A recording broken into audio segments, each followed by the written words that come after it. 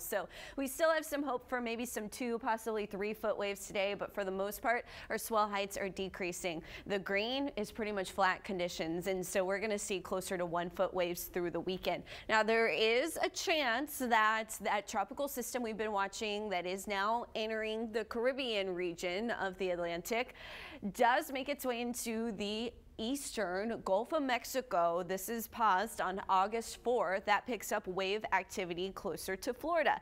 Now, the system is trending weaker, and as it continues to show weaker signs, that means the swell heights aren't going to get too high here on the western side of the Gulf of Mexico. We may see some longer periods setting up, though, and a slight rip current risk heading into next week. But I'm not confident in too much in a swell pickup for us. In fact, a lot of the latest modeling guidance still keeps us fairly flat even by Tuesday and Wednesday of next week. But something to keep in mind is that weaker system does have a better opportunity of making it into the Gulf of Mexico. It's going to interact with the Caribbean islands, which will keep it weaker. The more it travels over the islands, especially over areas from Haiti up toward Cuba, those are pretty mountainous islands as well, and that will keep the system weaker and have it take a better shot toward the Gulf of Mexico. And that's really the path that's starting to show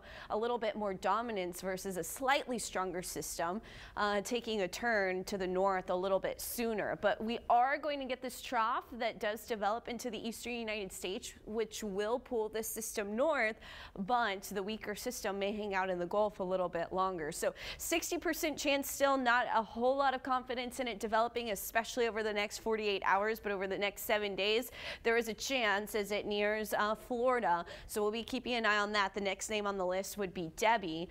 Here's the latest view. So high pressure over Corpus Christi, over Texas, over the western United States. That's going to keep us nice and hot into the weekend.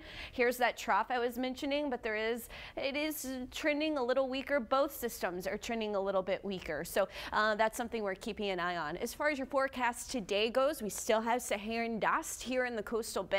82 degrees at 9 a.m., 93 degrees by 3 p.m. Wind a little bit lighter than yesterday out of the southeast at about 13 miles per hour. We could still have a few gusts, 20 to 25 miles per hour. So today we're still dealing with some Saharan dust. We'll see less of it into the weekend. Temperatures heat up with less dust in the atmosphere as well, Barbie.